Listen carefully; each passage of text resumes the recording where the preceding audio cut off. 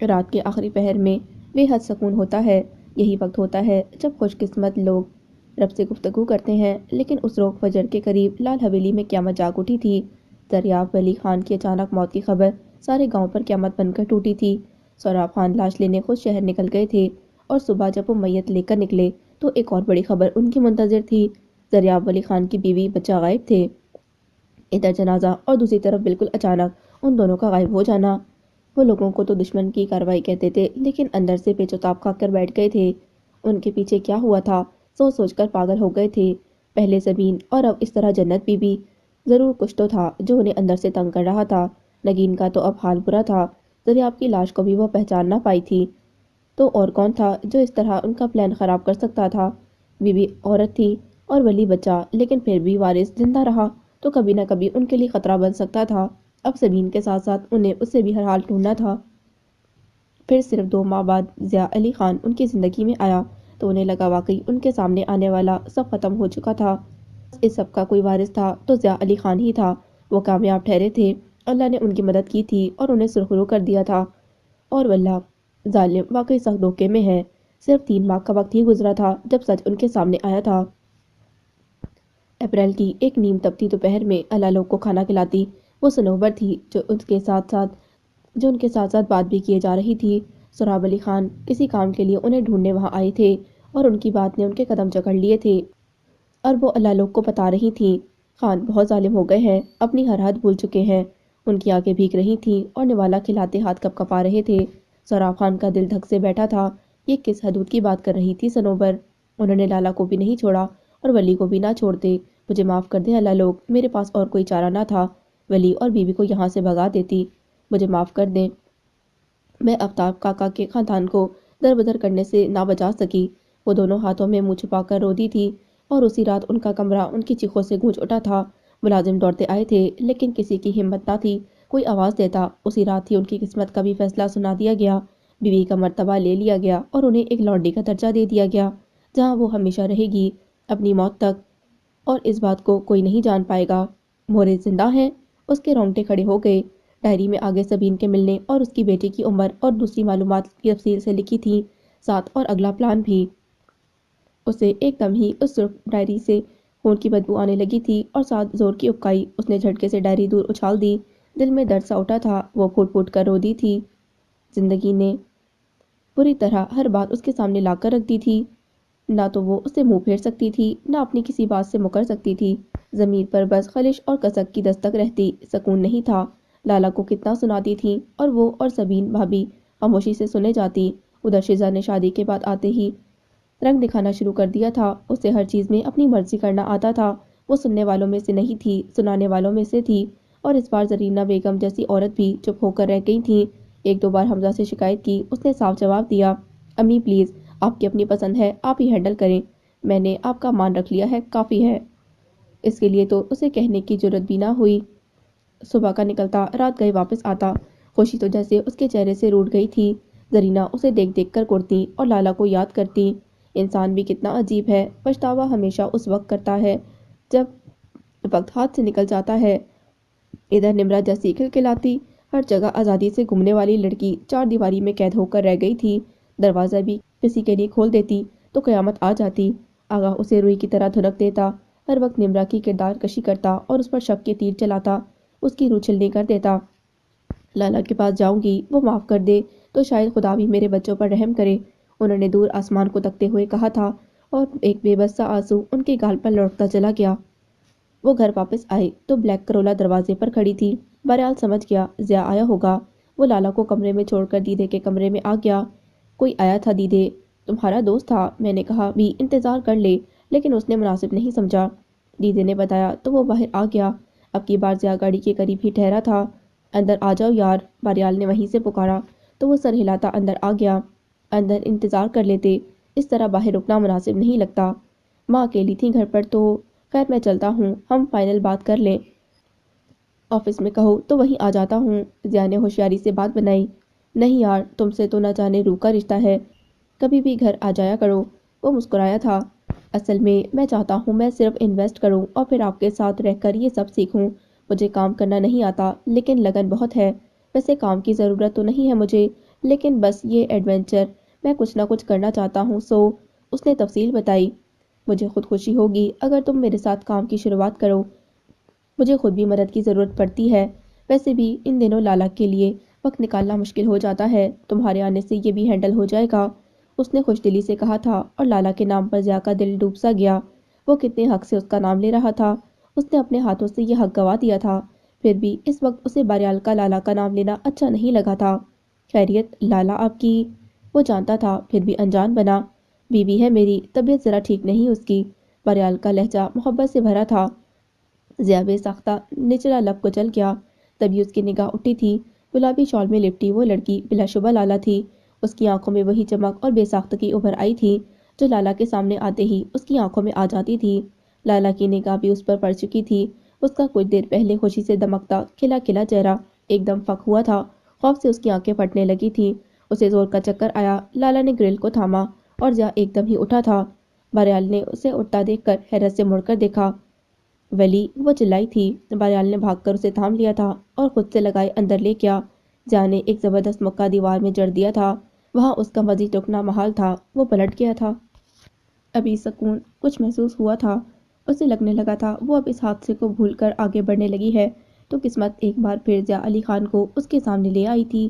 باریال نے اسے خوشخبری دی تھی کہ کسی بھی قسم کی مشکل سے پہلے ہی حل نکل آیا تھا۔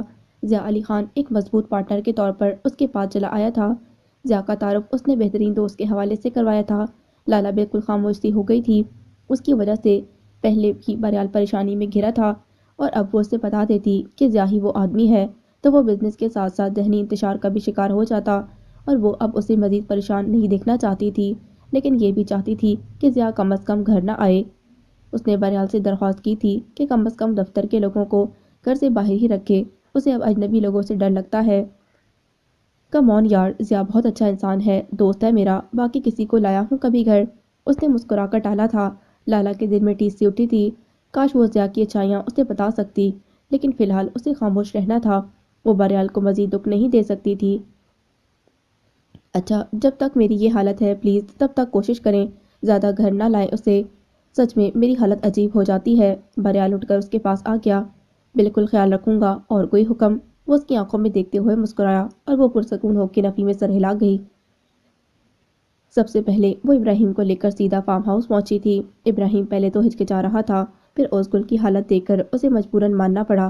فارم ہاؤس کے رہائشی علاقے میں آتے ہی اس نے ابراہیم کو وہیں انتظار کرنے کا کہا اور خود اندر آ گئی۔ باہر آتی گل بی بی اسے دیکھتے ہی خوشی سے آگے بڑھی تھیں۔ اوزگل بچیا، گل بی بی، ضیا یہاں کسی لڑکی کو لایا ہے، وہ ان کا استقبال نظر انداز کرتے ہوئے تیزی سے بولی۔ ہاں لیکن کہاں ہے، جلدی بتائیں، وہ ٹھیک تو ہے؟ ہاں اوپر ہے کمرے میں، انہوں نے حیرت سے بتایا۔ وہ انہیں حیران چھوڑ کر تیزی سے اوپر بھاگی۔ کمرے کا دروازہ کھولتے ہی وہ سامنے ہی اسے نظر آئی تھی۔ لمبے سیاہ بالوں میں برش کرتی لڑکی اسے بے حد مطمئن لگی۔ اسے دیکھ کر اس کی خوبصورت آنکھوں میں حیرت سی جاگی۔ اوزگل اندر آ گئی۔ تم؟ اس نے بال سیٹ کر لیے تھے اور اوزگل کو دیکھنے لگی۔ کون ہو تم؟ نہ جانے کیوں اسے لگا وہ لالا نہیں ہے، کوئی اور ہے۔ میں زمزمہ، خان لایا ہے یہاں مجھے، اس نے ڈرتے ڈرتے جواب دیا۔ او سوری، میں سمجھی یہاں کوئی اور، خیر سوری۔ زمزمہ نے اطمینان سے اس کے چہرے پر لہراتا دیکھا۔ وہ پلٹ چکی تھی۔ آپ لالا کو ڈھونڈنے آئی تھیں؟ اس نے کہا اور اوزگل کے قدموں کے ساتھ جیسے ہی دل رک گیا تھا، وہ تیزی سے پلٹی تھی۔ لالا کو بھی یہاں لایا گیا تھا، وہ اب چٹیا بنا رہی تھی، ساتھ بول بھی رہی تھی، اس کی آواز میں دکھ تھا، لیکن اسے واپس بھیج دیا گیا۔ نظر اٹھا کر اوزگل کو دیکھا، پوری طرح برباد کرنے کے بعد۔ کیا مطلب؟ وہ لرز گئی۔ مطلب تو مجھے خود آج تک سمجھ نہیں آیا، میں ایک طوائف جسے ضیا علی خان نے یہاں پناہ دی اور آج تک ایک بری نگاہ تک نہ ڈالی، اور لالا ایک پارسا اور خان نے اسے تار تار کر ڈالا۔ ضیا ایسا نہیں کر سکتا، کبھی نہیں، وہ میرا بھائی ہے، میں جانتی ہوں اسے، اس کا دل دھڑ سے پھٹنے کو تھا۔ بالکل، خان ایسا بالکل بھی نہیں کر سکتے، میں اس کی زندہ مثال ہوں، لیکن یہ سب خان نے نہیں، خان کے باپ نے کیا، خان کو نشے میں دھت اس حد کو پار کرنے پر مجبور کر دیا، لیکن خیر اب تو سب تباہ ہو چکا، وقت پلٹ نہیں سکتا، یا شاید پلٹ بھی آئے۔ بے فکری سے لمبی چوٹی پیچھے اچھالتی اس نے کہا تھا، آپ کی تعریف پوچھ سکتی ہوں، ضیا کی بہن ہوں، لیکن مجھے بہت دیر ہو گئی۔ اس کی آواز کمزور تھی۔ ابھی بھی دیر نہیں ہوئی، مقدر ساری بازی مات کبھی نہیں رکھتا، کچھ نہ کچھ شہ بھی بچا کر رکھتا ہے، اب زندگی کا داؤ کھیلنے والے پر وہ کیسے داؤ کھیلتا ہے۔ وہ مسکرائی تھی۔ ویسے ایک سچ کہوں گی، پہلے خان کو اور اب آپ کو دیکھ کر مجھے واقعی حیرت ہو رہی ہے۔ سراب علی خان جیسا شیطان اتنے اچھے بچے کو کیسے جنم دے سکتا ہے؟ ماں بھی بہت بڑی طاقت ہے، باپ کی برائی پر ماں کی اچھائی غالب آ جائے تو ایسا ہی ہوتا ہے۔ ضروری نہیں فرعون کے ساتھ جینے مرنے کی قسم کھانے والی آسیہ اس کا رنگ لگا کر ہی جیے۔ قسم صرف جینے مرنے کی ہوتی ہے، اس کے رنگ میں رنگنے میں نہیں۔ اور الحمدللہ ہم سب پر اپنی ماں کا رنگ گہرا ہے، وہ مضبوطی سے کہتی پلٹ گئی تھی۔ اللہ پاک اس شیطان کے شر سے تم سب کی حفاظت فرمائے، آمین۔ زمزمہ نے دل سے دعا کی تھی۔ 3 دن سے مسلسل ہونے والی بارش سے سردی میں ایک دم سے تیزی آئی تھی۔ دیدے کو بخار تھا کل سے اور ان کے لیے یخنی بنا رہی تھی۔ جب باریال ضیاء کو لیے گھر آیا تھا، دونوں کے کپڑے بھیگے ہوئے تھے۔ باریال ضیاء کو لے کر اندر آ گیا تھا۔ وہ چپ چاپ انہیں نظر انداز کیے اپنے کام میں مصروف رہی۔ مقدر ہے نا، میرا حصہ بن جانے کے باوجود تم مجھ سے کتنی دور ہو۔ مسکراتی اداس سی آواز پر وہ جھٹکا کھا کر پلٹی تھی۔ ضیاء سلپ سے ٹیک لگائے کھڑا تھا۔ ولی کہاں ہے؟ لالا کے منہ سے بھی ساختہ نکلا۔ چینج کر رہا ہے۔ ضیاء نے توجہ سے اسے دیکھتے ہوئے جواب دیا۔ وہ نکلنے لگی، ضیاء اس کے سامنے آ گیا۔ اس دن کا انتظار کرو لالا، جب میں تمہیں دوبارہ پالوں گا۔ مومن ایک سراغ سے بار بار نہیں ڈسا جاتا۔ ضیاء علی خان، لالا کی آواز زخم زخم تھی۔ دیکھ لو، گھر کے اندر تو آ گیا ہوں، تمہارے اندر بھی سانس لے رہا ہوں، بس اب تم تک پہنچنے کا راستہ ڈھونڈنا ہے۔ مل جائے گا وہ بھی۔ اس کی آواز میں مستی سی گھلی تھی۔ تمہیں کیا لگتا ہے میں وہ سب بھول جاؤں گی؟ میں بھی یہی کہہ رہا ہوں، میں بھی نہیں بھلا پا رہا۔ اس کا ڈمپل گہرا ہوا تھا۔ تم کبھی بھول نہیں پاؤ گے ضیاء، تڑپ تڑپ کر مرو گے تم۔ اس نے بددعا دی تھی۔ چلو، وہ 2 قدم آگے ہوا۔ مر تو جاؤں گا نا، مسکراتی نظریں لالا کے چہرے پر جما دیں۔ بس یہ بھی کافی ہے، وہ ویسے ہی سکون سے بولا تھا جو اس کے وجود پر طاری رہتا تھا۔ لالا کو اس کی بے حسی پر غصہ آیا تھا۔ وہ تیزی سے اس کے پہلو سے نکلتی چلی گئی۔ ضیاء علی خان نے پلکیں موند کر جیسے اس کا گلابی عکس آنکھوں میں قید کیا تھا۔ وہ آج بے حد خوش تھا۔ اتنے عرصے بعد اس نے نہ صرف لالا کو اپنے سامنے دیکھا تھا بلکہ اس سے بات بھی ہوئی تھی۔ اس حالت میں وہ کس قدر معصوم اور اداس لگ رہی تھی۔ یہ رنگ اسے اور بھی خوبصورت بنا گئے تھے۔ اسے لگ رہا تھا یہ سب رنگ اس کی بدولت ہیں، ضیاء علی خان کی بدولت۔ اس کی خوبصورتی پر حق صرف اس کا تھا۔ بہرحال اس کے سامنے بہت کمزور تھا۔ ایک دفعہ وہ اسے مکمل اعتماد میں لے لیتا، پھر کسی بھی طرح وہ لالا کو حاصل کر سکتا تھا۔ اس طرح اور اس وقت تک کسی نہ کسی طرح لالا سے ملاقات ہو جانا اس کے لیے بہت معنی رکھتا تھا۔ وہ لاؤنج میں داخل ہوا تو اسکول اس کی منتظر تھی۔ لالا کے گھر سے آ رہے ہو؟ سوال اس قدر اچانک تھا کہ وہ ساکت رہ گیا۔ کون لالا؟ اگلے ہی پل وہ ہمیشہ کی طرح اپنا اعتماد بحال کر چکا تھا۔ سبین پھپھو کی بیٹی مسز باریال، اور اسکول کے لہجے میں تلخی بھر آئی تھی۔ مسز باریال پر ضیاء کی پیشانی سلوٹ زدہ ہوئی تھی۔ یہ شادی نہیں، بس لالا کی مجبوری ہے۔ اسے لگا اب کوئی بات بنانا فضول ہے۔ تو کیوں کیا اتنا مجبور؟ اسے شوق لگا اور شرمندگی بھی۔ بی اس کا گناہ جان چکی تھی۔ وہ اس بار نظریں جھکا گیا۔ اور اتنا گھناؤنا کام کرنے کے بعد اب جب وہ اپنے گھر میں بس گئی ہے تو وہاں بھی تم پہنچ گئے۔ کیوں خود کو سراب علی خان کا خون ثابت کرنے پر تلے ہو ضیاء؟ میں انہی کا خون ہوں۔ وہ اپنے کمرے کی طرف بڑھا۔ ہاں، واقعی میں بھول گئی تھی کہ تم اسی شخص کے بیٹے ہو جس نے اپنی بیوی کو طلاق دے کر مردہ قرار دے دیا۔ ضیاء کے بڑھتے قدم رکے اور پھر لونڈی بنا کر اسے بڑی شان سے استعمال بھی کر رہا۔ مطلب کیا ہے آپ کا بی بی؟ وہ غصے سے پلٹا۔ مورے زندہ ہے ضیاء، اور جو کچھ تم نے لالا کے ساتھ کیا اتنے سالوں سے سراب علی خان مورے کے ساتھ کر رہے ہیں۔ کتنا آسان ہے نا تم باپ بیٹے کے لیے عورت سے کھیلنا۔ اس کے لہجے میں نفرت پھنکار رہی تھی۔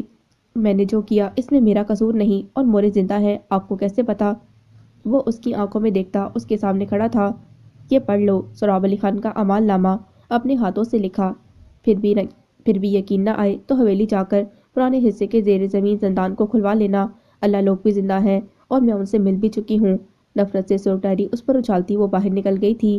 ضیاء نے حیرت سے اسے باہر جاتے دیکھا، پھر جھک کر وہ بدنما رنگ والی ڈائری اٹھا لی تھی جو دیکھنے میں بھی خون سے لتھڑی محسوس ہو رہی تھی۔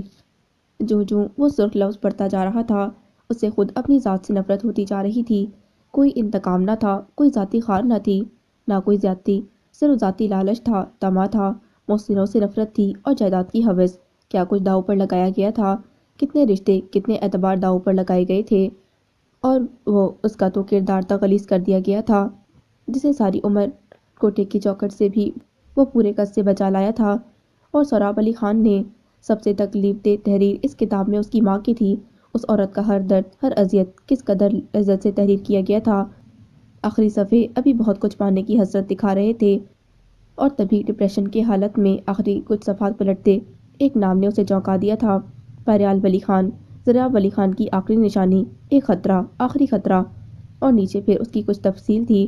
اس نے کانپتے ہاتھوں سے اس کی ایگریمنٹ کی کاپی نکالی جو اس کے اور بہرحال کے مابین ہوا تھا، لیکن اسے اس کی کوئی ضرورت نہیں تھی۔ تبھی وہ اسے ایک دراز میں ڈال کر بھول گیا تھا۔ اس وقت صرف وہی تھا جو اس کے خدشے کی تصدیق یا نفی کر سکتا تھا، اور جیسے ہی اس نے وہ ایگریمنٹ کھول کر بہرحال کے ID کارڈ کی فوٹو کاپی چیک کی، اس کا خدشہ صحیح نکلا تھا۔ وہ بہرحال تھا اس کا چچا زاد بھائی، آفتاب علی خان کا صحیح وارث۔ اس نے تھک ہار کر سر بیڈ گراؤنڈ پر گرا دیا تھا۔ پہلی بار اس کی ہر خواہش دم توڑتی جا رہی تھی۔ دولت نہیں چاہیے، جائیداد نہیں چاہیے، لالا بھی نہیں چاہیے، وہ مجھے ڈیزرو نہیں کرتی، سانپ کا بچہ بھی سانپ ہوتا ہے، وہ بہرحال کو ہی ڈیزرو کرتی ہے۔ فیصلے ہوتے گئے تھے، اس کی بند آنکھوں سے بہتے آنسو اس کے بھرے بھرے سفید گال بھگونے لگے تھے۔ درد شدید تر تھا۔ سچ کہا تھا کسی نے، ایک در بند ہوتا ہے، اللہ پاک 10 دروازے اور کھول دیتا ہے۔ اس سے ابھی کوئی مسئلہ نہیں ہوا تھا، اور اللہ پاک نے ضیاء علی خان کی صورت اسے ایک اچھے دوست کی صورت نواز دیا تھا۔ وہ بزنس کی سمجھ بوجھ میں بہترین تھا، بہرحال اس کی ذہانت کا دل سے قائل ہو چکا تھا۔ صرف 6 ماہ کے مختصر عرصے میں وہ دونوں دور دراز علاقوں میں بھی بہرحال کے خوابوں کے مطابق ایک مختصر لیکن بہترین ہوٹل چین بنانے میں کامیاب ہو گئے تھے، اور اس میں زیادہ کریڈٹ بلا شبہ ضیاء علی خان کو ہی جاتا تھا۔ اس نے دن رات ایک کر دیا تھا، اور اس کے تعاون کی وجہ یہی تھی کہ بہرحال لالا کو مکمل وقت دے پایا تھا۔ ان 6 ماہ میں ضیاء دوبارہ ان کے گھر نہیں گیا تھا۔ بہرحال کی بے حد اصرار پر اس نے منع کر دیا تھا۔ لالا پہلے تو کچھ دن اس کے نہ آنے پر دہلتی رہی، پھر ایک دم سے بہرحال کو اتنا مصروف اور مطمئن دیکھ کر وہ بھی مطمئن ہو گئی تھی۔ پھر ضیاء دوبارہ گھر نہیں آیا، یہ بھی اس کے لیے اطمینان بخش بات تھی۔ اس کی صحت کافی اچھی ہو گئی تھی۔ اداسی کی جگہ عجیب سی خوشی اس کا احاطہ کرنے لگی تھی۔ دیدے اور بہرحال اس کا بہت خیال رکھتے۔ وہ آہستہ آہستہ درد کو بھول کر شکر اپنانے لگی تھی۔ زندگی نے جیسے بہت کچھ لے کر بے حد نواز دیا تھا، بس کبھی کبھی ماں کی یاد کسک سی دے جاتی تھی۔ وہ لاکھ ان سے خفا رہتی، لیکن وہ تو ماں تھیں۔ اس نے تو یہی سنا تھا، ماں اپنی اولاد سے کبھی نہیں روٹتی، لیکن اس کی ماں نے تو یوں منہ پھیرا تھا جیسے وہ واقعی ان کے لیے ہمیشہ کے لیے مر گئی تھی۔ شاویز انہیں ہمیشہ اس سے زیادہ عزیز رہا تھا، لیکن اتنا عزیز تھا کہ وہ اس کے لیے خود اسے بھی چھوڑ سکتی ہیں، یہ اندازہ اسے اب ہوا تھا۔ پھر بھی وہ اب خود کو سنبھالنا سیکھ چکی تھی۔ اس حادثے نے جو سب سے بڑی چیز اسے سکھائی تھی وہ شکر تھا۔ وہ شکر کرنا سیکھ گئی تھی۔ پچھلے 7 ماہ کی الیکشن کمیشن نے انہیں تھکا دیا تھا، جتنا ضیاء کا ان چند ماہ میں ان سے دوری نے انہیں بوڑھا کر دیا تھا۔ ان چند ماہ میں ایسا انوکھا کیا ہو گیا تھا کہ وہ ان سے اس قدر دور ہو گیا تھا، وہ سمجھ نہیں پائے تھے۔ جہاں تک لالا والے معاملے کا تعلق تھا، اس کے بعد سے وہ ذرا ناراض تھا، لیکن بہرحال ان سے رابطے میں تھا۔ لیکن اب تو وہ نہ ان کی کال اٹھاتا تھا، نہ ہی ان سے ملتا تھا۔ کئی بار وہ بنا بتائے ان سے ملنے کے لیے اچانک گھر فارم ہاؤس گئے، لیکن نہ جانے اسے کیسے خبر ہو گئی اور وہ ان سے پہلے ہی وہاں سے نکل گیا تھا۔ ان چند ماہ میں اس سے نہ مل کر انہیں اپنی جان نکلتی محسوس ہوئی تھی۔ انہی دنوں مینے کے پیپر ختم ہوئے تو با نے انہیں گاؤں بلا لیا۔ ایک سیاسی دوست کی طرف سے گل مینے کے لیے رشتہ بھیجا گیا، تو یہ پہلی بار تھا جب سوراب علی خان نے بالکل الگ سوچا۔ گل مینے میں ان کی جان بستی تھی، اور اس خاندان میں اس کی شادی نہ صرف خود مینے کی زندگی سنور جاتی، بلکہ ضیاء کو بھی ایک بہترین پارٹنر مل جاتا۔ ان کی زندگی ہر لحاظ سے مکمل تھی۔ اب وقت آ گیا تھا وہ بچوں کے لیے بر وقت مضبوط فیصلہ لے لیتے۔ اس بات سے انجان کے کچھ فیصلے قدرت بس اپنے اختیار میں رکھتی ہے، ان میں انسان کی ایک ذرے جتنی بھی مرضی کی گنجائش نہیں رہتی۔ دروازے پر ہونے والی دستک سن کر نہ جانے کیوں اسے عجیب سا احساس ہوا تھا۔ دیدے نماز پڑھ رہی تھیں، وہ خود کو بڑی سی چادر میں چھپاتی دروازے کی طرف آ گئی۔ کون؟ اس نے دھیرے سے پوچھا۔ لالا، آواز نے گویا اس کا دل دھڑکا دیا تھا۔ اتنے دن بعد کسی اپنے کی آواز۔ اس نے فوراً دروازہ کھول دیا اور سامنے کھڑی پھپھو سے لپٹ گئی۔ انہوں نے بھی اس کا بھرا بھرا وجود خود میں سمو لیا تھا۔ وہ دونوں کتنی ہی دیر ایک دوسرے سے یوں ہی لپٹے روتی رہیں۔ لالا، بری بات بیٹا، اندر آنے دو انہیں۔ دیدے انہیں نہیں جانتی تھیں، لیکن جان گئی تھیں۔ مدت بعد کسی اپنے کو لالا کی یاد آئی تھی۔ انہوں نے محبت سے لالا کو ہدایت کی۔ وہ شرمندہ سی پھپھو کو لے کر اندر اپنے کمرے میں آ گئی۔ کیسی ہو لالا؟ پھپھو نے اس کا خوبصورت گلابی چہرہ چھوتے ہوئے پوچھا۔ میں ٹھیک ہوں بالکل، آپ کیسی ہیں پھپھو؟ حمزہ، اقرا خوش تو ہے نا پھپھو؟ وہ سوال پر سوال پوچھے گئی۔ تمہیں کیا لگتا ہے لالا، زرینہ کی فطرت بدل سکتی ہے؟ انہوں نے اداسی سے کہا۔ کیا مطلب پھوپھو؟ وہ جی بھر کر حیران ہوئی۔ بنا لالچ کے کب میں تمہارے یا تمہارے باپ کے در پر آئی ہوں بیٹا؟ ایسا نہ کہیں پھوپھو، وہ گھر بھی آپ کا تھا، یہ بھی آپ کا، جب دل کرے آپ آ جایا کریں۔ وہ خوش تھی، بے حد خوش۔ اقرا کی زندگی خار خار ہے بیٹا، وہی خار جو کبھی میں تمہاری راہ میں بہت خوشی سے بچھاتی تھی، وہ سب نہ جانے کیسے اقرا کے راستے میں بچھ گئے۔ اللہ نہ کرے پھوپھو وہ کام گئی۔ اللہ پاک تو بار بار ہمیں روکتے ہیں ہم ایسا نہ کریں، لیکن ہم کر جاتے ہیں نا، اور یہ بھول جاتے ہیں کہ رب نے وعید کی ہے، سب پلٹ کر آنا ہے، اچھا یا برا، ہر عمل۔ اور دیکھو لالا، میرا کیا میری اقرا کے آگے آ گیا۔ مجھے معاف کر دو لالا، میری نمرہ کی زندگی آسان ہو جائے گی۔ وہ دونوں ہاتھ جوڑے روتی تھیں۔ لالا بے بس سی انہیں دیکھے گئی، لب جیسے سل گئے تھے، آنسو البتہ اب بھی آنکھوں سے رواں تھے۔ اور الیکشن کے بالکل آخری دنوں میں ضیاء علی خان ان کے ساتھ آ ملا تھا، ان کی الیکشن کمیشن میں اس نے اتنے زبردست طریقے سے سب مینیج کیا تھا آخری دنوں میں کہ حریف انگشت بدندہ رہ گئے تھے۔ اس نے نہ صرف ارد گرد کے سبھی قصبوں کے سبھی بزرگوں سے ملاقات کی تھی، بلکہ اپنے علاقے کے لوگوں کو بھی بیٹھک میں کھلی دعوت دی تھی، ان کے مسائل اور ان کی شکایات سنی تھیں، کھلے دل سے باقی غلطیوں کو قبول کیا تھا، اور ان سے وعدہ کیا تھا کہ نہ صرف غلطیوں کا ازالہ کیا جائے گا بلکہ انشاءاللہ عوام کی ترقی کے لیے خاطر خواہ کام بھی کیا جائے گا۔ عوام نوجوان قیادت اور اس کے دوستانہ طرز عمل سے بے حد خوش تھے، اور ان میں ایک نئی امید سے بیدار ہونے لگی تھی۔ یہ کہاں لکھا ہے کہ حالات ہمیشہ ایک جیسے رہیں گے، کبھی نہیں بدلیں گے؟ امیر ہمیشہ امیر رہے گا اور غریب ہمیشہ غریب۔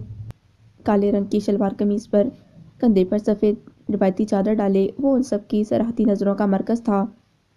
ضیاء علی خان آج اپنے علاقے کے لوگوں سے باقی جگہ مخاطب تھا، صحن میں بچھی چارپائیوں پر بیٹھے لوگوں کی توجہ کا مرکز بنا ہوا تھا۔ تاریخ گواہ ہے، بادشاہ گداگر بن کر گلیوں کی خاک چھانتے نظر آئے، اور گدا تخت نشین۔ پلٹ زندگی کی ریت ہے، وقت پہیہ ہے، گھومتا رہتا ہے، کبھی زوال کبھی عروج، ایک وقت نہیں رکتا، بدلنا ہوتا ہے، بدلنا ہی اچھا ہوتا ہے۔ اور آپ لوگ یقین رکھیں، وقت ایک بار پھر بدلنے لگا ہے۔ وقت بہت لگا اچھے وقت کو پلٹ کھاتے، لیکن وقت آ گیا، بہت قریب، انشاءاللہ۔ اب آپ لوگ دیکھیں گے، آپ کے سب درد ختم ہو جائیں گے، صرف خوشحالی آپ کا اس علاقے کا مقدر ہوگی۔ اس نے کہتے ہوئے سامنے بڑی سی رنگین کرسی پر بیٹھے سہراب علی خان کو دیکھا۔ حقدار کو اس کا حق ملنے کا وقت آ گیا ہے۔ وقت کی پلٹ کبھی غلط نہیں ہوتی، سب ٹھیک کر دیتی ہے، اس نے باغ کو دیکھتے ہوئے کہا تھا۔ وہ اسے دیکھ کر فخر سے مسکرا دیے تھے۔ ضیاء خاموش ہوا تھا اور حویلی کی بیٹھک تالیوں کے شور سے گونج اٹھی تھی۔ اتنا نامور تو میں اتنے سالوں میں نہیں ہوا جتنا ان چند دنوں میں تم نے مجھے کر دیا۔ لوگوں کے جاتے ہی سہراب علی خان نے اسے خود سے لگاتے رشک کیا تھا، کیونکہ شاید یہ آپ کا حق نہیں تھا۔ اس کی خوبصورت آنکھوں میں عجیب سی چمک ابھری۔ سہراب علی خان اس کے اندر کی بات نہیں سمجھ سکتے تھے، تبھی مسکرا دیے تھے۔ واقعی بچیا، حق تو یہ سب تمہارا ہی ہے، اور تم نے آج ثابت بھی کر دیا۔ اس سب کے اصل وارث تم ہی ہو۔ انہوں نے ضیاء کا شانہ تھپتھپایا۔ لیکن اب میری جیت یقینی ہے، تم نے خاصا نامور کر دیا ہے اپنے ساتھ، مجھے بھی کرنا پڑتا ہے بدنام ہونے کے لیے نامور ہونا بھی تو ضروری ہوتا ہے نا؟ ضیاء علی خان نے مسکراتے ہوئے چپتے لہجے میں کہا۔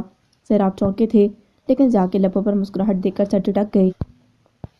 سب کے اعتماد کا خون کرنے والے کس قدر آسانی سے خود اعتماد کر لیتے ہیں۔ ضیاء علی خان نے وہاں سے جاتے ہوئے حیرت سے سوچا۔ اسے اب اپنے باپ کی کم عقلی پر افسوس ہو رہا تھا۔ آپ ایک اچھے پلیئر نہیں ہو درمیانی باری کھڑکی کی نما دروازہ کراس کرتے ہوئے اس نے تعصب سے سر ہلاتے سرگوشی میں کہا۔ جب سے اس نے سنا تھا کہ اس کی حالت خراب تھی، رو رو کر اس نے حلیہ بگاڑ لیا تھا، اوپر سے کھانا پینا بھی چھوڑ دیا تھا۔ اس گل ابھی خود کو سنبھال نہیں پا رہی تھی۔ کہاں اب گل مینا کی یہ حالت؟ واہ، میرے ساتھ ایسا کیسے کر سکتے ہیں گل، میں مینا، ان سب کی سب سے لاڈلی بیٹی، اور وہ یوں بنا مجھے پوچھے میرا رشتہ طے کر دیں گے؟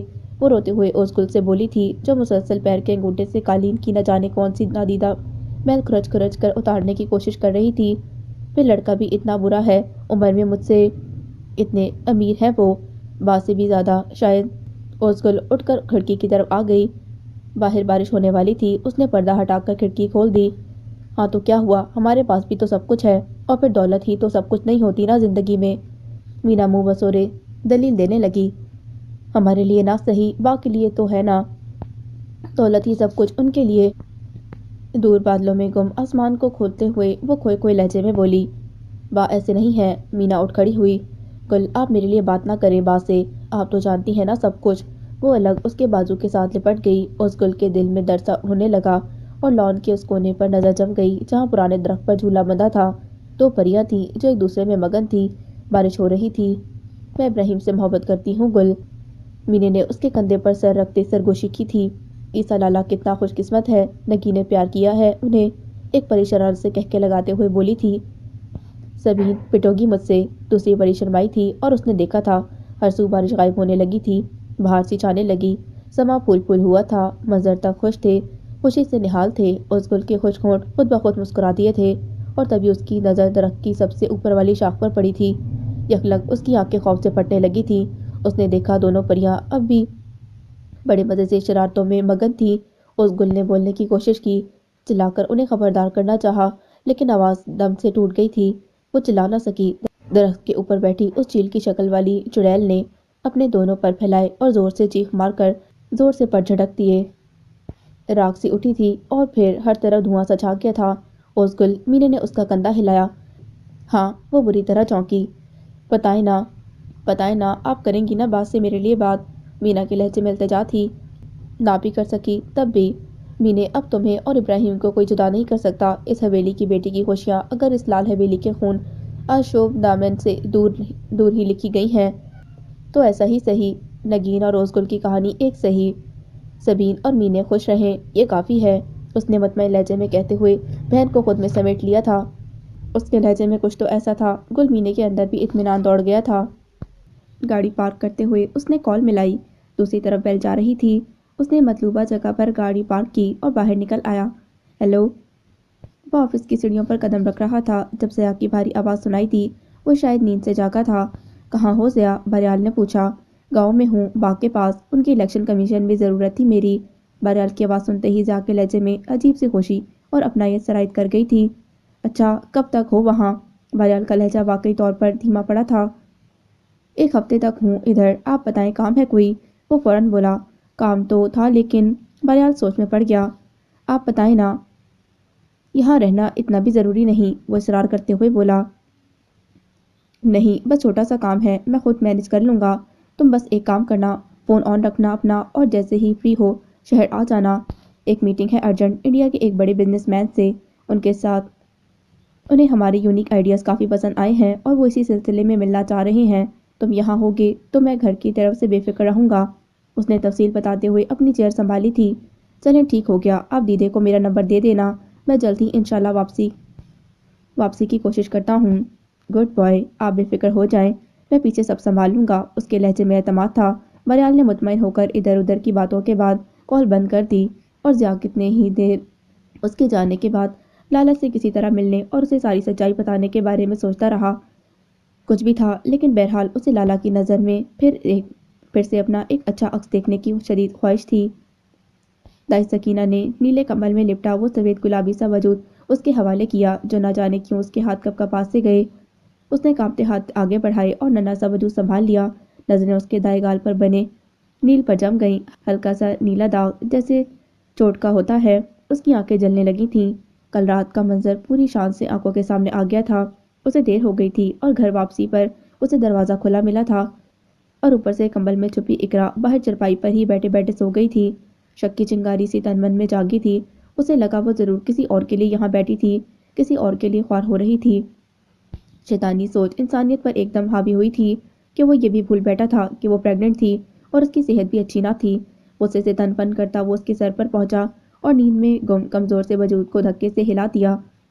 آہ، وہ کپکپا سی گئی۔ آنکھیں ایک دم سے نیند سے آری ہو گئی تھیں۔ بے شرم، کس یار کے لیے بیٹھی ہے یہاں؟ اس نے آؤ دیکھا نہ تاؤ تپڑوں اور مکوں کی بارش کر دی اس ناتواں وجود پر۔ وہ ایک بار چیخی نہ چلائی، ہر شکوہ دھم توڑ گیا تھا، لیکن آغا کی لغویات سن کر اماں کی آنکھ کھل گئی تھی اور انہوں نے آغا پر 100 لعنتیں بھیج کر اسے چھڑوایا اور اپنے کمرے میں لے گئی۔ کچھ دیر بعد ہی انہیں دوبارہ آغا کو جگانا پڑ گیا۔ اقرا کی طبیعت خراب ہو گئی تھی۔ وہ فوراً قریبی مائی کو بلا لایا اور فجر کے کچھ دیر بعد ہی وہ ننھی پری اس کے ہاتھوں میں چلی آئی تھی۔ بچی وقت سے پہلے پیدا ہوئی تھی، پھر بھی کافی صحت مند تھی۔ کتنی بار منع کرتی تھی بیوی کی قدر کر، پھر اقرا جیسی بیوی سب کچھ چھوڑ چھاڑ کر تیرے ساتھ ہو لی تھا کیا تیرے پاس؟ اب ہو جا خوش، مل گئی آزمائش تجھے بھی، اب اسے مارنا۔ उस पर नजर रखना। अम्मा ने कमरे से निकलते ही उसे ना मुबारक दी और ना ही खुशी हुई। ताने मारती किचन की तरफ चली गई। इकरा कैसी है? दाई अम्मा बाहर आई तो उसने तेजी से पूछा। ठीक होगी, उन्होंने उल्टा सवाल किया। तुमने बेचारी का क्या हाल कर रखा है? चेहरा नीलो नील है, उस फूल जैसी लड़की का। हैवान होते हैं तुम जैसे मर्द, अल्लाह पूछे तुम जैसों को। और अब दिन निकलते ही अस्पताल ले जाओ या चाहो तो यहीं मार दो, अच्छा है, जान छूटे तुम जैसे हैवान से। वो भी गुस्से में बुड़बुड़ाती बाहर निकल गई तो वो नन्हा सा वजूद संभाले मरे भरे कदमों से अंदर चला आया। सामने ही इकरा निढाल सी आंखें मूंदे पड़ी थी। वो सारी रात नहीं सो पाई थी।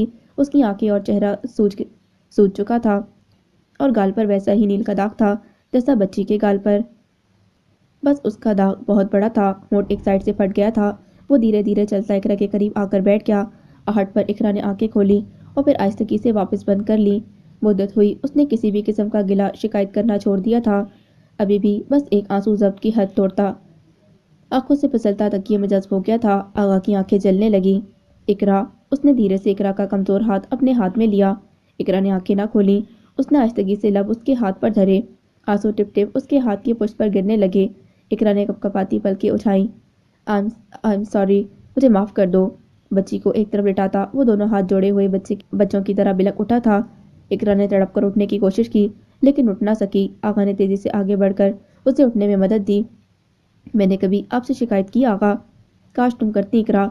नहीं आगा, रिश्तों में जब एतमाद की जगह शक ले ले तो लफ्ज़ तो क्या एहसास भी मायने खो देते हैं। मैंने आपको खो दिया था और शायद बहुत जल्द आप भी मुझे खो देते। जहाँ शक आ जाए वहाँ रिश्ते कहाँ बाकी बचते हैं। उसे बोलने में भी तकलीफ हो रही थी। हमारा रिश्ता तो बाकी है ना अभी इकरा, मुझे देर नहीं हुई। आगा के लहजे में मिन्नत थी, यकीन भरी। कमज़ोर तो हो गया ना आगा? इकरा के लहजे में तासुब था, दुख था। रिश्ते कमज़ोर हो जाए तो इन्हें मजबूत किया जा सकता है, बस टूटने से बच जाए तो कोई मुश्किल नहीं। आगा दिल से मुस्कुराया था। बाकी बातें बाद में करेंगे, अभी तुम दोनों को हॉस्पिटल लेकर जाना है। मैं अम्मा को भेजता हूँ तुम्हारे पास, ज़रा गाड़ी का बंदोबस्त कर लूँ। उसके गाल थपथपाता वो बाहर निकल गया। इकरा ने उसके इस रूप की वापसी पर दिल ही दिल में रब का शुक्र अदा किया और इस नन्ही परी का भी, जो कम अज़ कम उसके लिए बहुत नेक साबित हुई थी। इकरा की बेटी पैदा हुई है, हम अस्पताल में हैं। कल रात से दिल में अजीब से वहम उठ रहे थे, अजीब सी उदासी कल्ब और रूह पर सवार हो रही थी। बिलाखिर उसने पप्पो का नंबर मिलाया। दूसरी तरफ कॉल उठाते ही पप्पो ने उसे खुशखबरी सुनाई थी। खुशी के साथ साथ उसे हैरत भी हुई थी। कब पप्पो? आज सुबह ही डिलीवरी घर पर ही हुई है, लेकिन कमज़ोर बहुत थी इकरा, तो अस्पताल ले गया आगा। लेकिन अभी तो काफ़ी वक्त था ना इकरा की डिलीवरी में। बेबी ठीक है? उसने बेख्तियार ही पूछा था। दूसरी तरफ महसूस की जाने वाली खामोशी छा गई थी। पप्पो, इकरा और बच्ची ठीक है ना? वो परेशान हुई। बेटा, आगा ने कल बहुत बुरी तरह मारा इकरा को और इसी वजह से वक्त से पहले। पप्पो का लहजा भीगने लगा। लेकिन वो दोनों ठीक हैं, तुम आओगी ना? हाँ, मैं शाम में आती हूँ वली के साथ। उसने एक पल सोचे बिना फौरन हामी भर ली। साफ दिल वाले ऐसे ही होते हैं, गिला करना या दिलों में मैल रखना आता ही नहीं। वो बस मोहब्बत करना जानते हैं और लाला ऐसी ही थी।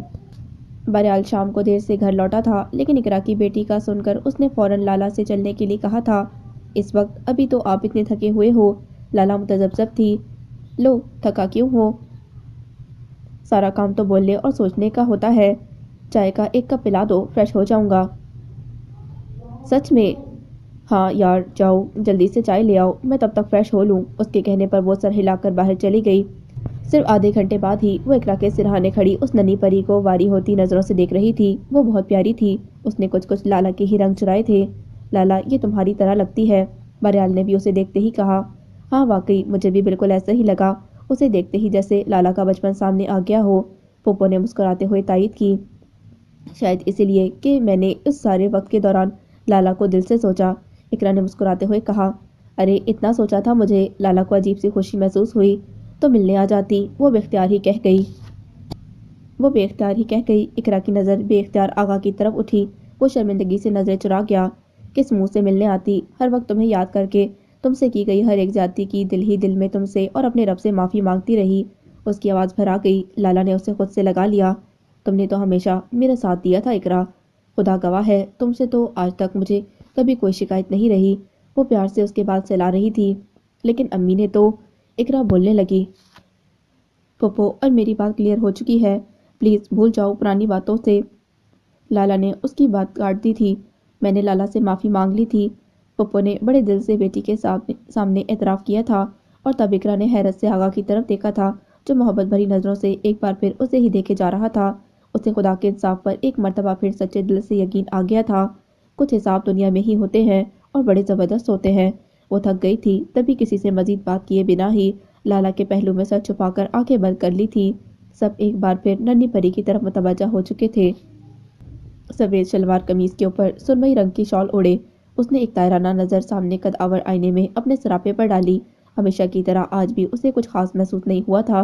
اتنا صاف ستھرا سراپا بھی غلاظت کا ڈھیر محسوس ہوا۔ ضیاء علی خان ایک دانی، ایک ریپسٹ۔ اس نے تنزیہ اپنے خوبصورت سراپے پر لعنت سی بھیجی تھی۔ پھر لب کو چلتا بیڈ پر بیٹھ کر چپلی بند کرنے لگا کہ دروازہ کھلا اور روزگل اندر آئی۔ لگتا ہے با اس دفعہ اور شان سے جیتیں گے، اس نے اندر آتے ہی چپتے لہجے میں کہا۔ شاید، ضیاء نے اس کی طرف دیکھے بغیر مختصر جواب دیا۔ شاید نہیں، یقیناً۔ آخر اس بار دو شیطان مل کر کمپین چلا رہے ہیں۔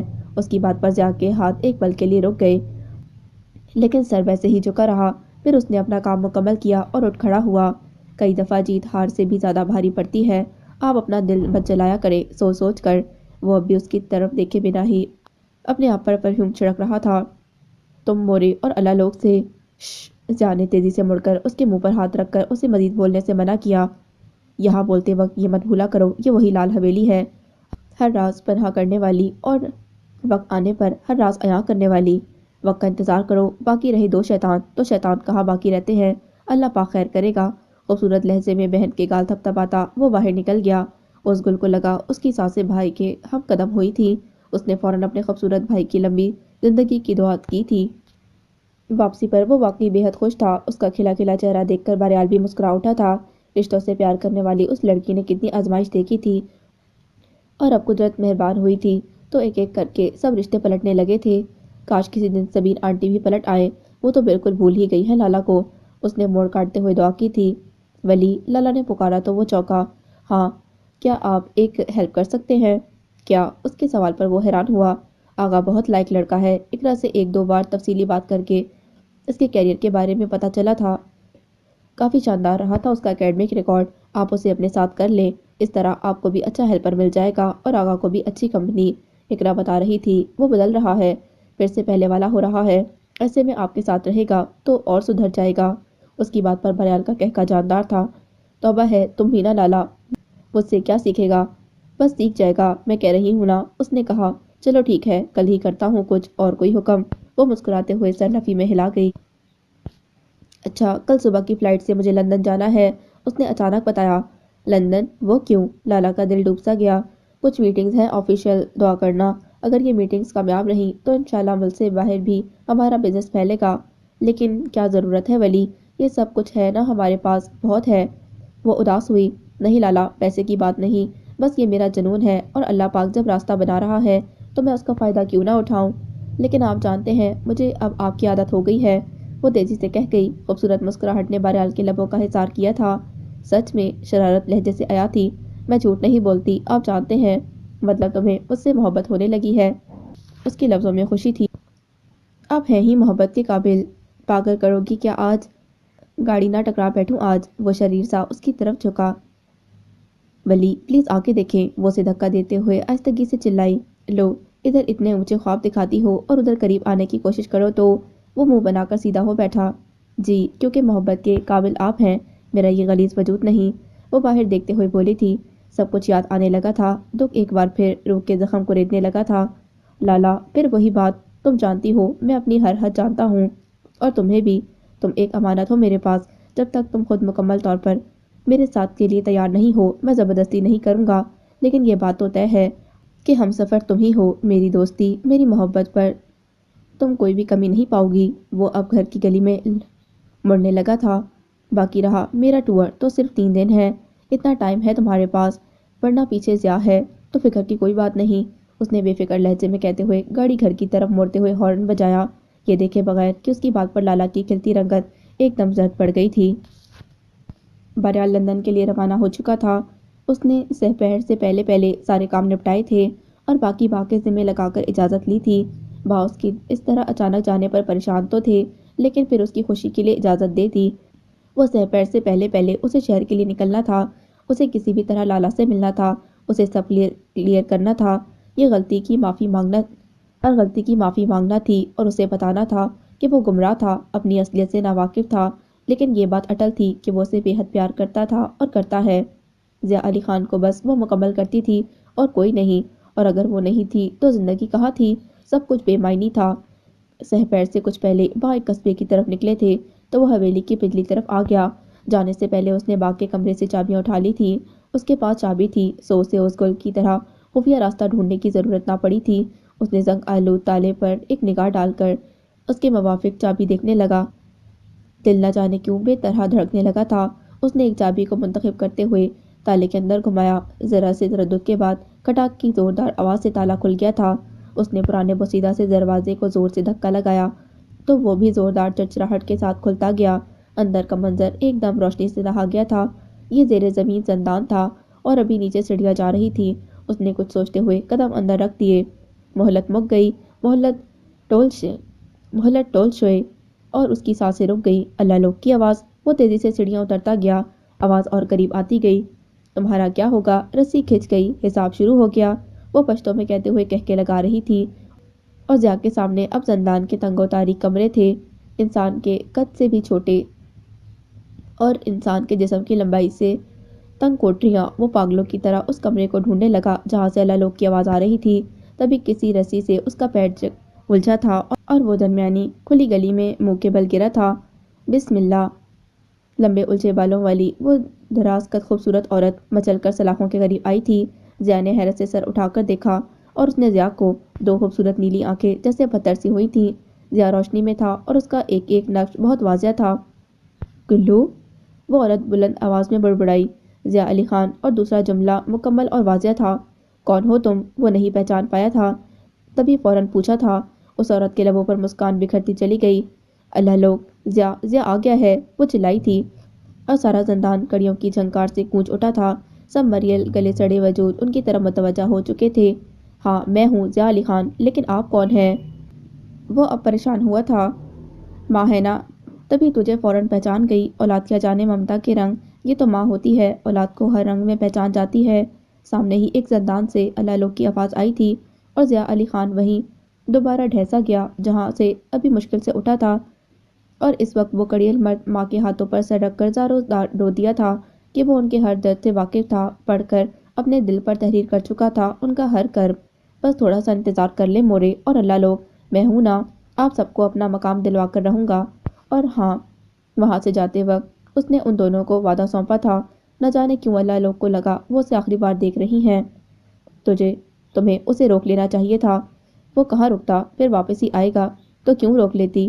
مجھے اس کے پیچھے سفید سایہ نظر آیا، مجھے نہیں لگتا وہ واپس آئے گا۔ اللہ نہ کرے اللہ لوگ، وہ کام گئی۔ حساب ہوتا ہے نا پگلی؟ حق ہاں، حساب شروع ہو گیا، حساب شروع ہو گیا۔ وہ دوبارہ اپنی اسی وجد میں گم ہو گئی تھی۔ یا اللہ پاک میرے بیٹے کی حفاظت کرنا، صنوبر نے دل سے دعا شروع کی تھی۔ شام کے قریب وہ شہر پہنچا تھا اور گھر آتے ہی سو گیا۔ ابھی تھکن بھی اتری نہ تھی جب اسے دیدے کی کال موصول ہوئی تھی۔ ضیاء، بچے لالا کی طبیعت خراب ہو گئی ہے اچانک سے۔ وہ پریشان سا اٹھ بیٹھا۔ کیا ہوا دیدے، لالا ٹھیک تو ہے؟ اس نے تیزی سے بیڈ سے اترتے ہوئے پاؤں بوٹس کے اندر ڈالتے ہوئے پوچھا۔ بس ایک چیخ ماری ہے اور بالکل بے سدھ ہو گئی ہے۔ تم پلیز جلدی آ جاؤ، میں اکیلے اس جان کو کیسے سنبھالوں؟ دیدے کی آواز پریشانی سے ابھر رہی تھی۔ میں شہر میں ہی ہوں دیدے، آپ ورری نہ کریں، بس 10 منٹ میں آ رہا ہوں۔ اس نے فوراً کال بند کی اور والیٹ اٹھاتا تقریباً بھاگتے ہوئے باہر آیا تھا۔ ابراہیم دور سے ہی اس کا اشارہ سمجھتے ہوئے اس کے قریب آتے گاڑی سٹارٹ کر چکا تھا۔ باریال کے گھر چلو، بیٹھتے ہی کہا، اور واقعی صرف 10 منٹ کے اندر ہی رش ڈرائیو کرتے وہ وہاں موجود تھے۔ لالا اب ہوش میں تھی لیکن درد سے بے حال تھی۔ کمزور دیدے اسے سنبھال نہیں پا رہی تھی۔ دیدے آپ سامان لے لیں، جو کچھ بھی ضرورت ہے، میں لالا کو سنبھالتا ہوں، اس نے دیدے سے کہتے ہوئے لالا کا کومل سا ہاتھ اپنے مضبوط ہاتھوں میں لیتے ہوئے کہا۔ دیدے تو فوراً اندر بڑھ گئیں لیکن لالا جھٹکے سے اس کا ہاتھ چھڑوانے لگی، لیکن یہ کوشش ناکام تھی۔ ضیاء کی گرفت مضبوط تھی۔ ابراہیم اس کی مدد کے لیے آگے آیا لیکن ضیاء نے اسے باہر جانے کا اشارہ کیا۔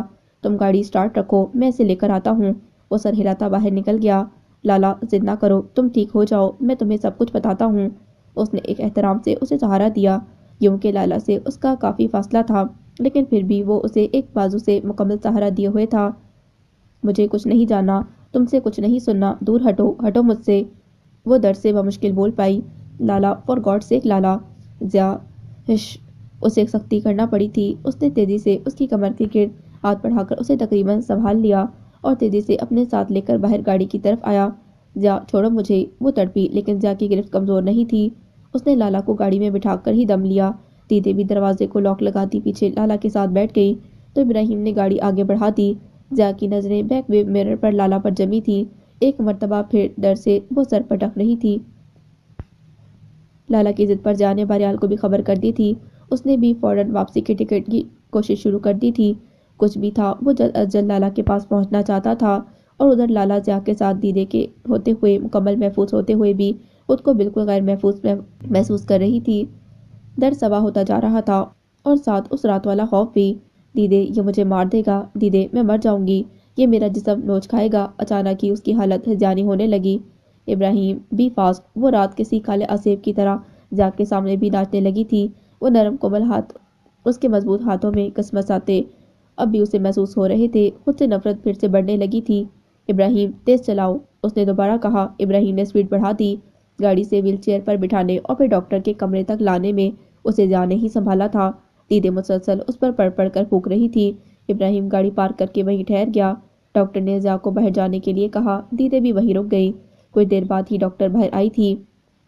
آپ کی مسز کی کنڈیشن ٹھیک نہیں ہے، بچہ کافی دیر سے ڈیلیوری کی پوزیشن میں ہے، لیکن انہیں پین کیوں نہیں سٹارٹ ہوئے، یہ حیرت انگیز ہے۔ ہمیں فوری طور پر آپریٹ کرنا ہوگا۔ لیکن کیا ڈاکٹر؟ وہ جو آپ کی مسز کے لفظوں کے صحن میں کھوسا گیا تھا ایک دم چونکا۔ زچہ کا ہم ابھی کچھ نہیں کہہ سکتے، لیکن بچہ، میرا مطلب ہے بچے کے لیے کچھ بھی کہنا قبل از وقت ہو سکتا ہے، لیکن مجھے لگتا ہے ہم شاید ہی اسے بچا پائیں۔ آپ جلدی سے آپریشن شروع کر دیں، میرے لیے لالا کی زندگی زیادہ اہم ہے اس بچے سے۔ اس نے فوراً فیصلہ سنایا۔ ڈاکٹر اسے مزید ہدایت دینے لگی۔ وہ قدرت کی ستم ظریفی پر حیران تھا۔ لالا اس کے بے حد قریب آ کر اس سے ہمیشہ کے لیے دور چلی گئی تھی۔ وہ اس کا حاصل لا حاصل نہ تھی کہ ملتا تو وہ اشد، نہ ملتا تو احشد۔ وہ تو اس کا سب کچھ، اس کی ذات، اس کا من، اس کی سانس سانس لالا کے نام سے چلتی تھی۔ اس کے ہونے سے ضیا علی خان کا ہونا تھا۔ وہ نہیں تھی تو ضیا علی خان کی کوئی جگہ نہیں بچتی تھی۔ لیکن قدرت نے اسے نواز کا چھین لیا تھا، اور یہ سب اس کے باپ کی وجہ سے ہی ہوا تھا۔ وہ جنہیں وہ سب سے زیادہ اپنے قریب مانتا تھا، نہ جانے کیسی فطرت لے کر پیدا ہوئے تھے، سب کی خوشیاں نکل جاتے تھے، اور اسے اب قدرت کی فیاضی پر حیرت تھی۔ وہ بچہ اس کا تھا، لالا اس کے حق میں نہ ہوتے ہوئے بھی اس کا حصہ بننے جا رہی تھی۔ یہاں سب لالا کو اس کی بیوی سمجھ رہے تھے۔ کچھ لمحوں کے لیے ہی سہی، سب کچھ کتنا مکمل ہو گیا تھا۔ فارم پر دستخط بھی اس کے لیے گئے تھے۔ لالا کی زندگی کے بدلے اس نے بچے کی زندگی لکھ دی۔ مجھے لالا زیادہ عزیز ہے، اسے کچھ نہیں ہونا چاہیے، اس نے بار بار ڈاکٹر کو تائید کی تھی۔ کئی بار اس فارم کو دیکھ کر اپنے اور لالا کے نہ ہوئے رشتے کو محسوس کیا تھا۔ روح تک وجد میں آئی تھی۔ عشق کے گھنگرو تن من میں چھنک سے اٹھے تھے۔ خدا گواہ ہے، میں پاک تھا، میرا عشق پاک تھا۔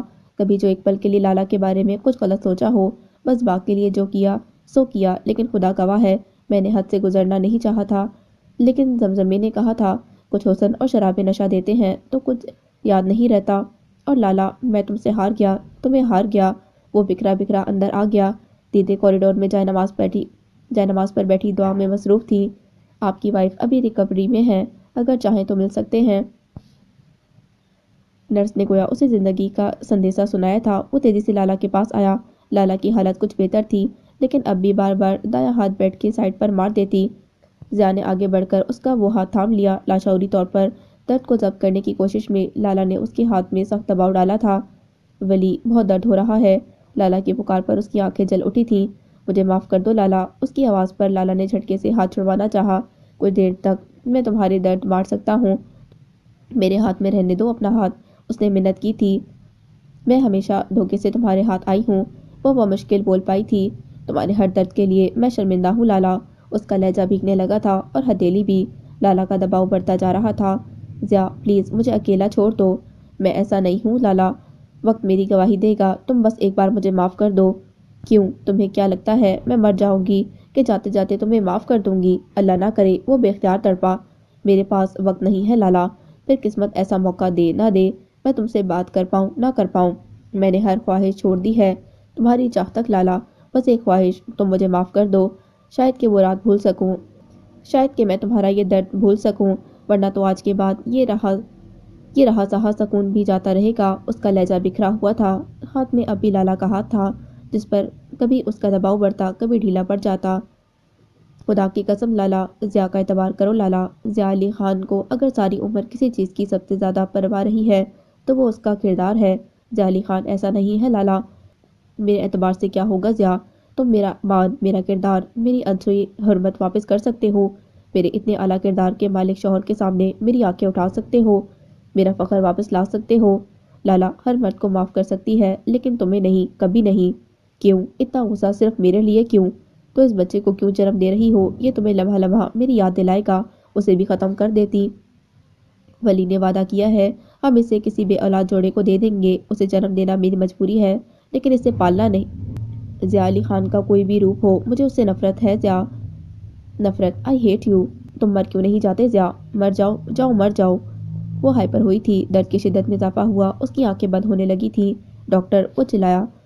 نرسیں دوڑتی ہوئی آئیں، ان کے پاس آئیں۔ انہوں نے ضیاء کو باہر جانے کو کہا اور لالا کو دیکھنے لگی تھی۔ ضیاء لالا کو تکتا الٹے قدم واپس ہو گیا تھا۔ لالا کا بیٹا ہوا ہے، ننھا سا وجود سب سے پہلے اس کے ہاتھ میں آیا۔ آسمانی رنگ کے خوبصورت کمبل میں لپٹا، روئی کے گال جیسا سفید اور نرم، بالکل اس کا روپ چرا کر لایا۔ اس کے ہاتھ میں آتے ہی اس نے آنکھیں کھول دی، بہت بڑی اور خوبصورت آنکھیں، بالکل لالا کی آنکھیں۔ کٹورا اور اس کے نچلے لب بھی، اور اس کے نچلے لب میں تل بھی تھا۔ وہ یکٹک اسے دیکھے گیا۔ بچہ کافی صحت مند تھا اور ہوشیار بھی، پوری آنکھیں کھولے وہ بھی ضیاء کو یوں دیکھ رہا تھا جیسے اسی کام کے لیے دنیا میں آیا ہو۔ کیا ہوا ضیاء؟ دیدے نے سجدے سے سر اٹھایا تو اسے یوں ٹھہرا دیکھ کر پوچھا۔ ان کی آواز پر ضیاء مڑ کر ان کی طرف آ گیا۔ بیٹا ہے ماشاءاللہ۔ دیدے نے محبت سے وہ ننھا وجود تھام لیا۔ لالا، انہوں نے پیار سے بچے کو دیکھتے ہوئے پوچھا۔ پتہ نہیں، اور تو کچھ نہیں بتایا۔ وہ واپس آپریشن تھیٹر کے دروازے پر آ گیا۔ تبھی نرس باہر آئی تھی۔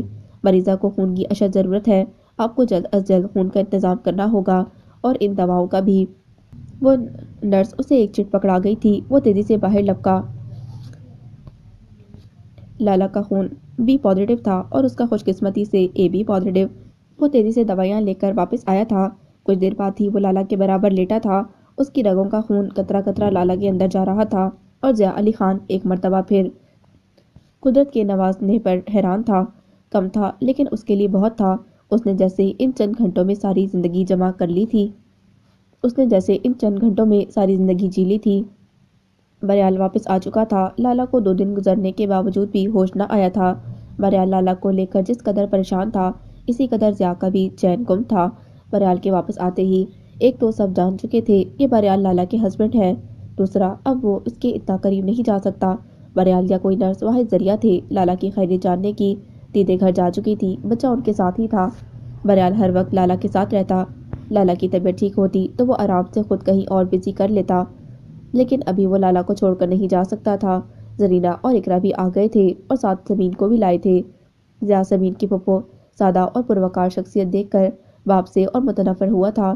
کس قدر محبت زدہ لوگ کس قدر تکلیف اور ظلم کے شکار ہوئے تھے، اور آج لالا کی یہ حالت، ذمہ دار وہی تھے۔ کوئی خون کے رشتوں سے یہ مقام کیسے لے سکتا ہے؟ دیدے کے ساتھ گزرے ان چند دنوں میں اسے ماں کا پیار ملا تھا، اور سمین کس قدر محبت سے انہوں نے اس کے سلام کا جواب دیا تھا۔ اسے خود پر، اپنے خون پر شرمندگی ہونے لگی تھی۔ دل چاہتا تھا بتا دے سب کو، لیکن ابھی اسے کچھ داؤ کھیلنے تھے۔ سہراب علی خان کو جنگ کے معنی بتانے تھے۔ جنگ تبھی مزہ کرتی ہے جب دونوں شاہ سوار مقابلے کے ہوں اور وار بھی سامنے کے ہوں، اور اسے سامنے سے وار کر کے باپ کو لڑائی کے اصل معنی بتانا تھے۔ پلان تیار تھا، بس اسے پہلا اور آخری داؤ چلنا تھا۔ بنی بنائی بساط الٹ جانی تھی۔ دوسرے دن شام کے بعد لالا کو ہوش آیا تھا اور وہ سب باری باری اس سے ملنے آئے تھے، سوائے سمین کے۔ بریال نے انہیں کچھ دیر صبر کرنے کے لیے کہا تھا۔ وہ جذباتی ہو جائے گی آنٹی، اور آپ کو دیکھ کر رو پڑے گی، تو آپ تھوڑا سا ویٹ کر لیں۔ سمین خود بھی سمجھتی تھی، تبھی رک گئی۔ لالا نے بچے کے بارے میں سوال تک نہ کیا۔ بریال سمجھ گیا تھا، وہ اپنے فیصلے پر قائم تھی۔ رات ہوتے ہی سمین اندر آئی تھی۔ لالا آنکھوں پر ہاتھ دیے لیٹی تھی، وہ دھیرے دھیرے چلتی اس کے پاس آ ٹھہری۔ لالا، بہت مشکل سے انہوں نے یہ نام پکارا، اور دوسری طرف گویا کرنٹ سا دوڑا تھا۔ گردن جھٹکے سے اس کی طرف مڑی تھی تو وہ پہلے سے رو دی تھی۔ امی، اور سمین نے اس کے قریب بیٹھتے ہوئے اسے خود میں سمو لیا، یوں کہ وہ لیٹے لیٹے اس کی گود میں سر چھپا گئی۔ کیوں امی، آپ نے ایسا کیوں کیا؟ امی، میرے ساتھ آپ کو ہمیشہ سے شاویز عزیز تھا، مجھ سے زیادہ۔ बेटा चाहिए था, और बेटी चाहिए भी क्यों, मैंने तो आपकी इज्जत खाक में मिला दी ना। वो रोते हुए गिला करती जा रही थी। सबीन खुद रो रही थी और नफ़ी में सर हिलाई जा रही थी। मैंने सुना था बेटियां माँ की परछाई होती हैं। बेटी की बात माँ और माँ की बात बेटी बिना कहे समझ जाती है। लेकिन तुम तो बेटी हो के भी मुझे समझ ना पाई लाला। सारी उम्र तुमने मुझे गलत ही समझा। बरियाल बहुत अच्छा सही, मुश्किल वक्त में आगे आने वाला सही, लेकिन था तो एक मर्द ही ना। एक मर्द मेरी बेटी को सहारा दे रहा था, काफ़ी था। मैं खुद भी उस पर बोझ बन जाती। क्या ये ठीक था? फिर शावेज का रवैया, अम्मा की डेथ की खबर तक तुम्हें ना दे सकी, और अचानक ही जब पता चला कि अम्मा ने मकान भी तुम्हारे नाम कर रखा है तो बाप के पास चला गया। मुझे वहाँ के हालात का सामना रहा। काश तुम समझ सकती। उस एक एक पल मेरी आँख, मेरे लब, मेरे दिल तुम्हारे लिए दुआ करते थे।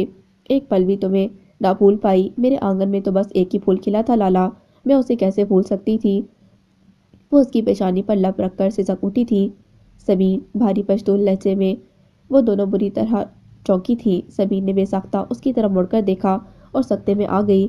जन्नत बीवी, वो अपनी जगह से हिल ना सकी। दीदी ने आगे बढ़कर उसे सीने से लगा लिया था। दोनों एक बार फिर से सिसक उठी थी। लाला और बरियाल खुद हैरान थे। जिया के चेहरे पर अलविदा इत्मीनान था, जैसे वो इससे पहले से वाकिफ हो। लाला, दीदी तो खुशी से बोल नहीं पा रही थी। जी बीबी, लाला मेरी ही बेटी है। दीदे, ये बरियाल माँ के पास आया। ये तुम्हारी फुप्पो है बारी, छोटी फुप्पो सबीन। बताया तो था तुम्हें। और सबीन ने पहली बार उसे खुद से लगाया था। जरियाब लाला की वाहिद निशानी, उनके खानदान का इकलौता चश्मा चिराग। सब कुछ एकदम कितना मुकम्मल हो गया था। वो सब मुस्कुरा रहे थे और ज़िया अली खान की आंखें जलने लगी थीं। यही कामलियत उनकी शराकत भी हो सकती थी अगर उनके बा ने मोहब्बत का बीज बोया होता। लेकिन उन्होंने तो खार बोए थे जो अब उन सबको काटते थे। कि यही मकाफात अमल है। उन सबको मुस्कुराता छोड़कर वो बाहर निकल आया था। सोराब अली खान ने जीत हासिल की थी और शानदार जीत हासिल की थी। कितने ही इलाके फायरिंग और ज़िया अली खान के नाम से गूंज उठे थे। सोराब अली खान बेहद खुश थे। वो बार बार ज़िया का नंबर मिलाते रहे थे, लेकिन ज़िया हर बार बाब अभी बिजी हूँ, बाद में कॉल करता हूँ कहकर कॉल काट देता था। जिंदगी की इतनी बड़ी खुशी सोराब अली खान ने अकेले मनाई थी, सिर्फ गैर लोगों के साथ। सफ़ेद रंग के सादा से कपड़ों में मलबूस वो औरत बेहद नफीस और खूबसूरत थी। उसका शौहर भी उसकी तरह ही बावकार शख्सियत का हामिल था। हाल ही में इस फार्म हाउस में शिफ्ट हुए और डॉक्टर के मुताबिक मैं मां नहीं बन सकती, तभी हमने बच्चा अडॉप्ट करने का फैसला किया है। डॉक्टर राबिया हमें अच्छी तरह जानती हैं, तभी उन्होंने हमें बताया आपके बारे में, तो हम उनके थ्रू ही आपसे मिलने आ गए। वो बोलती भी बहुत प्यारा थी। बरियाल को वो बच्चे के लिए परफेक्ट कपल लगा था। लाला ने बच्चे को देखा तक नहीं था, सो अब बच्चे को रखने का कोई फ़ायदा ना था। अच्छा था लाला के लिए भी और बरियाल भी। अब उसे ज़िंदगी की तरफ आसानी से वापस ला सकता था। ये बच्चा साथ रहता तो शायद लाला इस हादसे के हसार में रहती। उसने डॉक्टर राबिया की तसल्ली के बाद बच्चा उनके हवाले कर दिया था। अस्पताल से बाहर आते ही वो ब्लैक शीशों वाली करोला में सवार हुए और गाड़ी आगे बढ़ गई। लाला ने तो बच्चे को देखा ही नहीं। ज़िया, जमजमा ने गाड़ी में बैठते हुए तासुब से कहा, वो मुझसे नफरत करती है और इसे भी मेरे वजूद का हिस्सा समझो जमजमा। उसने लब कुचलते हुए जवाब दिया था। तुम दोनों पर किसी को शक तो नहीं? जाने अब इब्राहिम से पूछा। डॉक्टर राबिया की तसल्ली काफ़ी थी, वो हमारे कपल को जानती हैं। ये बात बरियाल के लिए तसल्ली बख्श थी। इब्राहिम ने जवाब दिया, जमजमा अब ये बच्चा तुम्हारे पास मेरी और लाला की अमानत है। इसे बरियाल की तरह बनाना, ज़िया की तरह नहीं, ताकि कोई लाला इससे नफरत ना कर सके। दाएं हाथ से आंखें साफ करता उसने साइड पर गाड़ी रोकी और नीचे उतर गया। इन्हें फार्म हाउस पहुंचा देना, मैं खुद आ जाऊंगा। इब्राहिम ने उसकी हालत के पेश नज़र चुपचाप ड्राइविंग सीट संभाल ली। ज़िया अली खान को उस वक्त तन्हाई चाहिए थी। वो गाड़ी बढ़ाकर ले गया।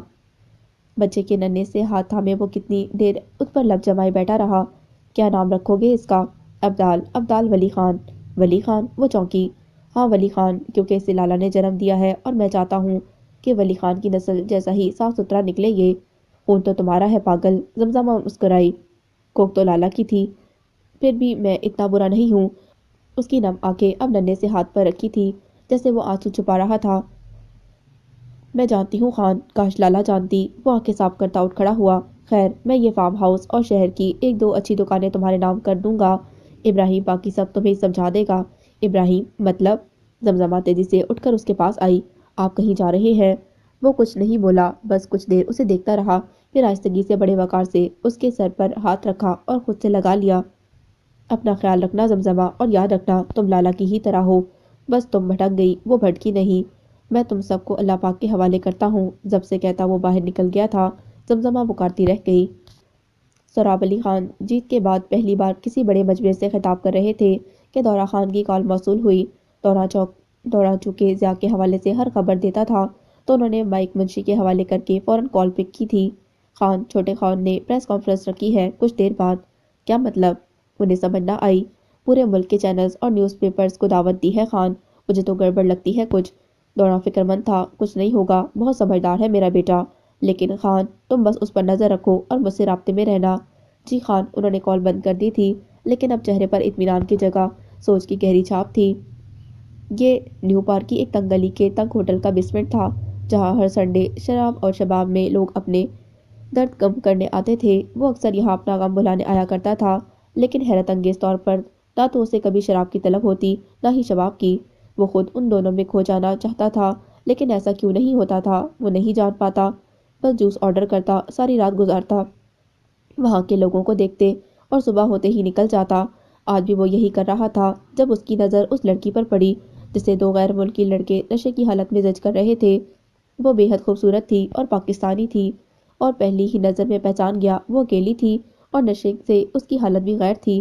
شاید تبھی وہ دونوں اس کے پیچھے پڑ گئے تھے۔ اسے بس چند سیکنڈ لگے تھے۔ وہ اٹھا اور اس لڑکی کے قریب جا کر اس کی کمر کے گرد بازو پھیلا دیے۔ کہا یار کہاں چلی گئی تھی تم؟ کب سے ویٹ کر رہا ہوں۔ اس نے اس قدر مضبوطی سے اسے خود سے لگایا تھا کہ وہ تو مزاحمت ہی نہ کر سکی اور نہ ہی کسی کو بتا سکتی تھی کہ وہ اسے جانتی نہیں۔ لڑکے فوراً سائڈ پر ہو گئے تھے۔ اس نے لیمن جوس کا آرڈر کیا اور اسے اپنے قریب بٹھا لیا۔ لیمن جوس لینے کے بعد وہ کچھ سنبھل گئی تھی۔ مجھے گھر چھوڑ دے، کافی دیر بعد وہ بولی تھی۔ چلیں۔ وہ فوراً اٹھ کھڑا ہوا۔ آپ کا نام؟ راستے میں اس نے پوچھا۔ عبداللہ۔ اور آپ کا؟ امن۔ امن سکندر خان۔ اکیلے ہیں؟ اس نے دوسرا سوال کیا۔ جی، سادہ سا جواب آیا۔ آپ بھی اکیلی ہیں؟ شاید بکھری ہوئی بھی۔ جی، امن نے بھی مختصر جواب دیا۔ دوسروں کے لیے خود کو ضائع نہیں کرتے، سمیٹ لیں خود کو، عبداللہ نے مشورہ دیا۔ دوست ہوتا تو سمیٹ بھی لیتا، بندہ تو خود کہاں خود کو سمیٹ سکتا ہے۔ امن مایوس تھی۔ عبداللہ نے کچھ پل سوچا تھا۔ دوستی کریں گی مجھ سے؟ آپ سے؟ ریئلی؟ جی۔ وہ مسکرایا۔ سادہ سا مضبوط مرد اور ویسا ہی سادہ سا مضبوط لہجہ۔ بالکل۔ امن انکار نہ کر سکی۔ اسے محسوس ہوا تھا وہ اس کے ساتھ خود کو محفوظ تصور کر رہی تھی جیسے باری کے ساتھ کرتی تھی، اور یہ اسے اچھا لگ رہا تھا، اور اس بار وہ دیر نہیں کرنا چاہتی تھی۔ اب وہ دونوں اپنی زندگی کے بارے میں ایک دوسرے سے بات کر رہے تھے، اپنے بارے میں سارے سچ بتا رہے تھے، ایک ایک سچ۔ انہیں ایک دوسرے سے کچھ نہیں چھپانا تھا کیونکہ وہ بہترین دوست بننے والے تھے۔ سمے مسکرایا تھا کہ وہ یہ سب پہلے سے جانتا تھا۔ ضیاء علی خان کی شام کی پریس کانفرنس نے قیامت مچا دی تھی۔ اس نے نہ صرف اپنے جرم کا اعتراف کیا تھا بنا لڑکی کا نام ظاہر کیے، بلکہ باپ کے سارے گناہ اور ان کے خلاف ٹھوس ثبوت بھی پیش کر دیے تھے۔ اس نے نہ صرف خود کو قانون کے حوالے کرنے کا اعلان کیا تھا بلکہ عدالت عظمیٰ سے اپیل کی تھی کہ اس کے باپ کے خلاف کارروائی کر کے انہیں قرار واقعی سزا سنائی جائے۔ اس نے بھی یہ ثابت کر دیا تھا، اس نے بھی یہ بتایا کہ اس لڑکی کا ریپ اس سے نشے میں سرزد ہوا، ورنہ وہ قابل احترام تھی اور رہے گی۔ ہر طرف جیسے کہرام برپا ہو گیا تھا۔ لالا بہرحال اپنے آفس میں، دیدے، سبین، اوزگل، با، مینا، زمزمہ سب سکتے میں تھے۔ بہرحال فوراً آفس سے نکلا تھا۔ لالا نے اس کا اپنا نام چھپائے جانے اور یہ ساری اصلیت سننے کے بعد اسے دل سے معاف کیا تھا۔ اس نے چپکے سے دیدے کے موبائل سے ضیاء کا نمبر نکالا تھا۔ اسے ایک مجرم کو اس کے اعتراف پر مبارکباد دینا تھی اور جو جرم اس سے کروایا گیا تھا بنا خواہش کے اس کی معافی دینا تھی۔ کچھ دیر بعد ضیاء کے نمبر پر رنگ جا رہی تھی۔ رات تاریک تھی اور سرد بھی۔ ابراہیم اور مینا ہاتھ میں ہاتھ تھامے بھاگے چلے جا رہے تھے۔ کچھ سال پہلے والا ہی منظر ہے، لیکن اب ان کے پیچھے آنے والا کوئی نہیں۔ عظیم الشان اسٹڈی کی جھولتی چیئر پر بیٹھا وہ حیران پریشان مرد بار بار کسی کو فون ملا رہا ہے، لیکن کوئی اس کا فون نہیں اٹھا رہا۔ تبھی باری دروازہ شور سے کھلتا ہے اور اوزگل اندر آتی ہے۔ ضیاء علی خان کی کرولا فارم ہاؤس کی طرف رواں دواں تھی۔ اسے سب سے ایک بار ملنا تھا کہ تبھی موبائل بجا۔ اس نے ایک نظر موبائل پر ڈالی اور کال پک کر لی۔ میں نے تمہیں معاف کیا ضیاء، کاش تمہارا باپ تمہیں ہی بخش دیتا۔ لالا۔ وہ بے اختیار پکار اٹھا تھا۔ تبھی اچانک دو ریڑھی باندھ سامنے آئے تھے۔ ضیاء کے پاؤں بریک پر پڑے تھے، ٹائر چرچرائے تھے۔ گاڑی جھولتی ہوئی فٹ پاتھ پر چڑھ گئی تھی۔ اس کی سائیڈ والی کھڑکی کھل گئی تھی۔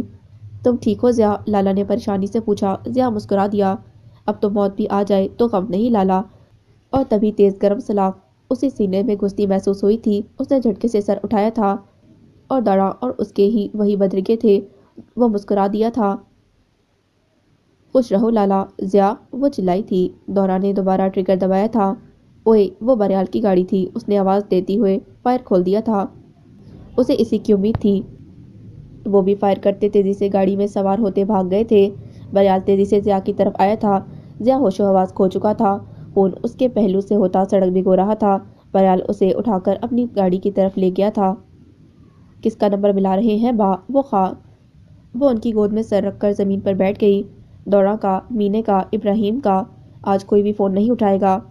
بس دورا اٹھا لے، وہ ضیا کو کچھ نہ کہے۔ وہ تڑپے۔ کیوں با، آپ تو بڑے اونچے کھلاڑی ہیں نا، تو آج یہ گھبراہٹ کیوں؟